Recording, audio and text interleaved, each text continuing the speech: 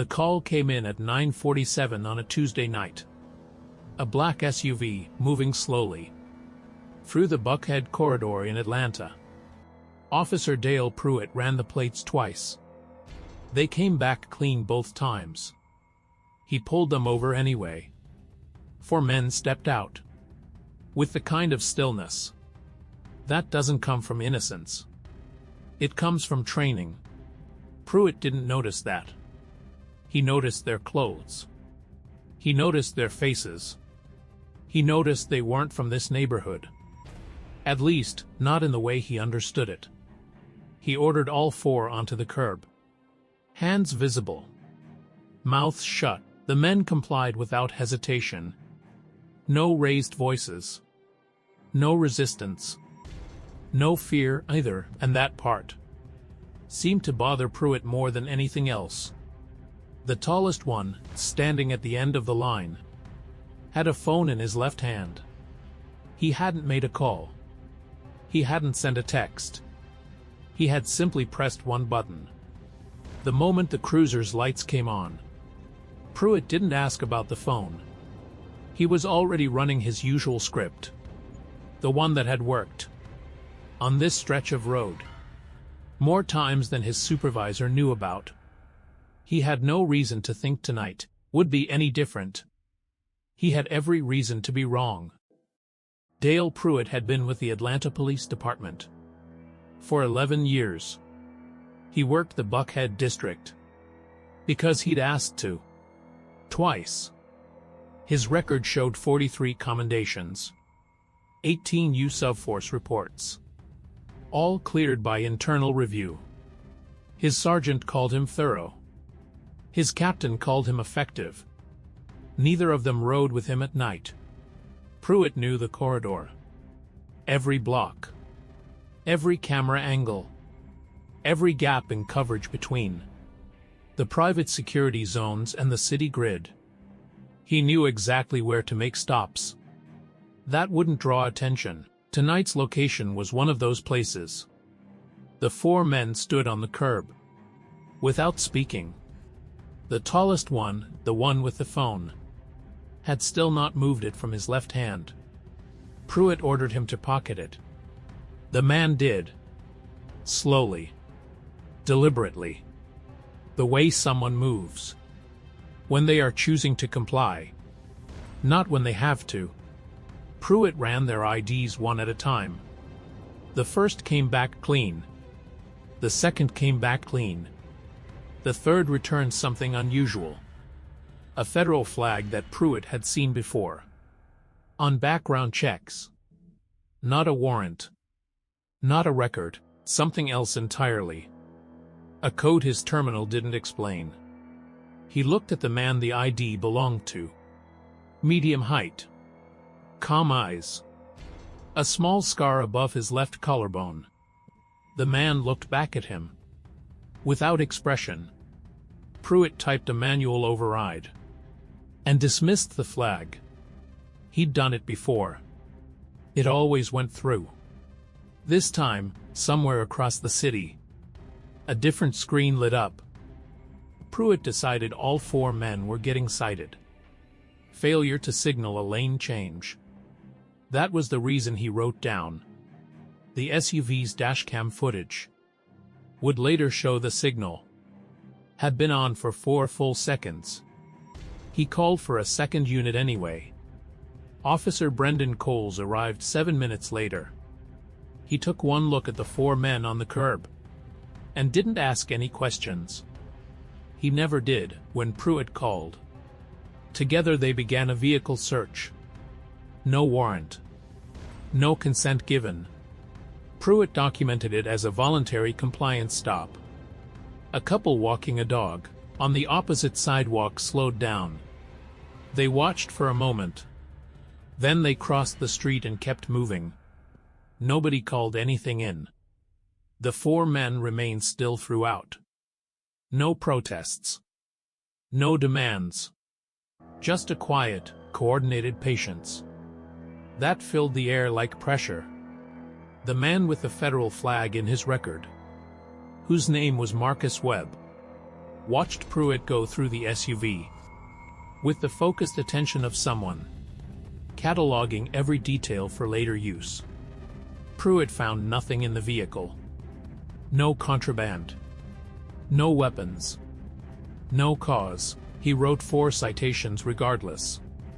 As he handed the last one over, his radio crackled. Dispatch used a tone he didn't recognize. Not a code. Not a standard call sign. A single phrase, delivered flat and even. Pruitt asked for a repeat. Dispatch went silent for 11 seconds. Then a different voice came on. Older. Measured. Not from his precinct. It asked for his badge number. Pruitt gave his badge number. The voice acknowledged it without comment. Then the line went quiet again.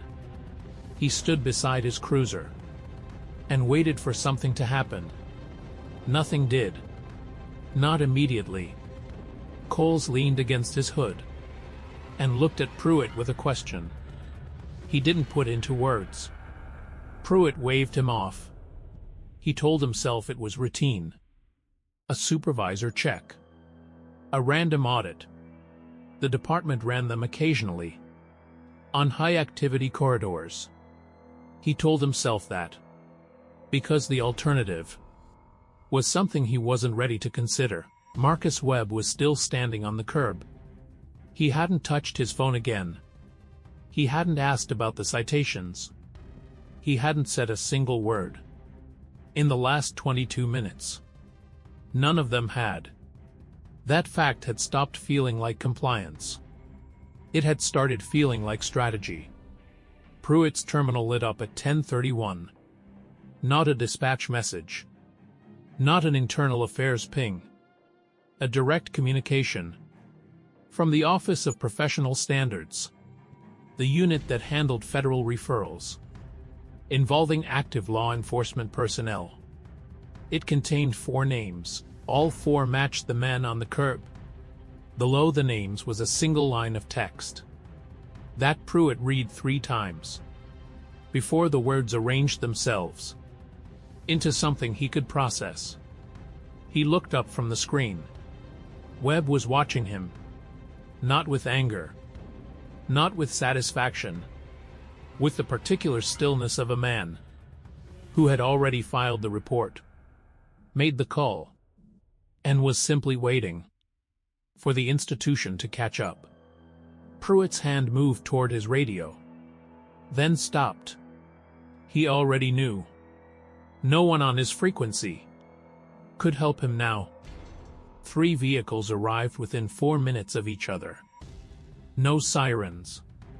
No lights. Just engines and the sound of doors.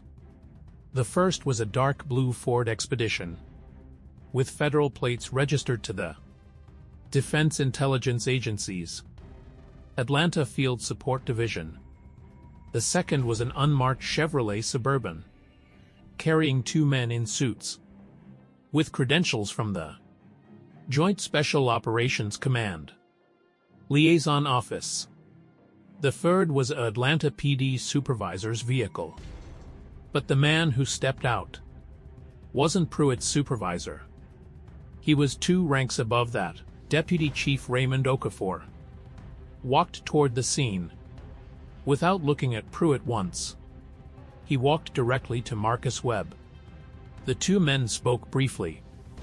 Okafor nodded twice. Then he turned and looked at Pruitt. For the first time. The look lasted about 4 seconds.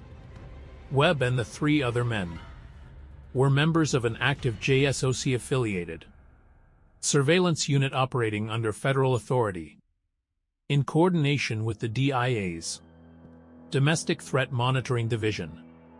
They had been running a sanctioned operation on that corridor for 6 days.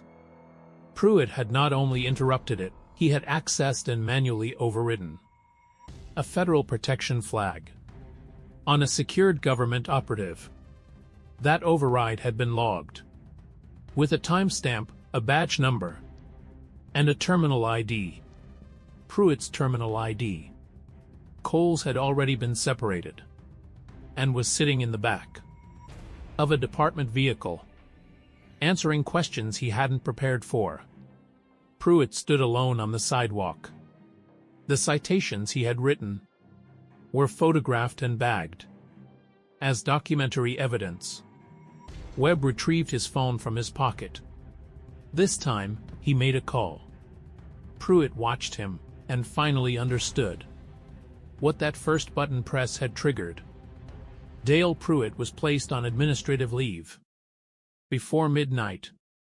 His badge and service weapon were collected at the scene by Deputy Chief Okafor personally.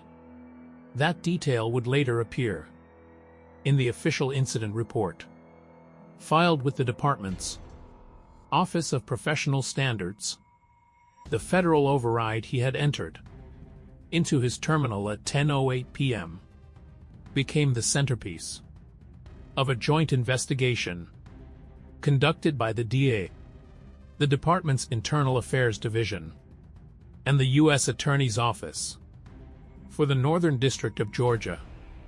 It took investigators 11 days to establish the full pattern. Pruitt had used the same override code on 6 prior occasions. All 6 involved black male subjects. All 6 had been logged, dismissed, and never flagged for review. Until now, Brendan Coles accepted a plea agreement. 4 months later, he resigned from the department. As a condition of the deal, Pruitt did not accept a plea. His case went to a federal grand jury. In the spring, the 43 commendations that had defined his personnel file were reviewed individually. 18 of them were withdrawn, pending reinvestigation of the underlying incidents. Marcus Webb did not testify publicly. His name does not appear in any court document available to the public.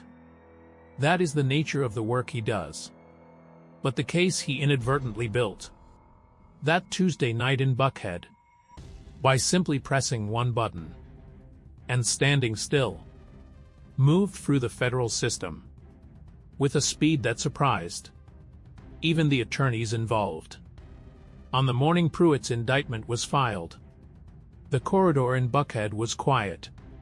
Just a street. Just a city, going about its business. If you want to see the cases they don't put on the front page, this is where they live. Subscribe, and we'll keep bringing them to you.